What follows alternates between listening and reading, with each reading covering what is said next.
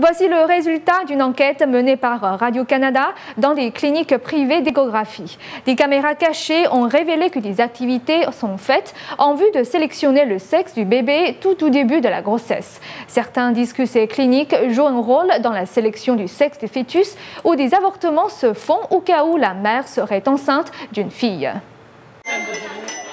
Ila Tayapin a déjà 2 filles. Et si elle a un 3e enfant, dit-elle, elle espère avoir un garçon. La pression pour avoir un garçon en Inde est très forte, mais pas ici. Mon mari et moi aimons les filles. Nous voulons avoir des filles. Mais il y a certaines communautés sud-asiatiques qui disent que pour certaines familles, le fait d'avorter des filles pour avoir un garçon fait aussi partie de la culture.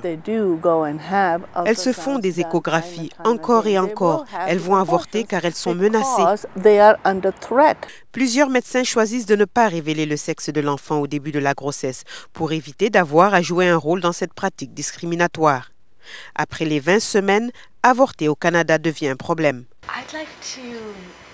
Ici, des caméras cachées ont été installées dans 22 cliniques privées d'échographie et il s'est révélé que certaines attendent les 20 semaines.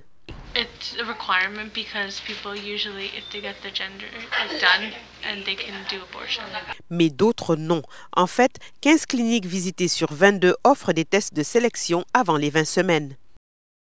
Cette clinique en Ontario le fait à 14 semaines. I just wanted to find out if it was a girl or a boy.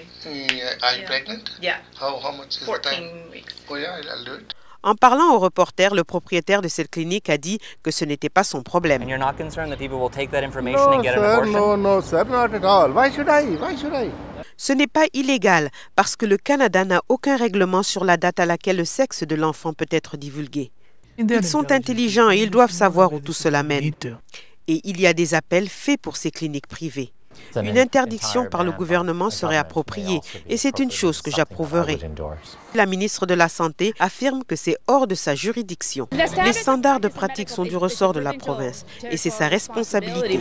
La communauté dit qu'elle change sa perception et que la communication est la clé. Qui tue ces filles? Où sont ces filles? Elles sont plus importantes que la réputation de la communauté. L'Inde, la Chine et le Royaume-Uni ont tous banni ces avortements. Et cette loi n'existe pas encore au Canada.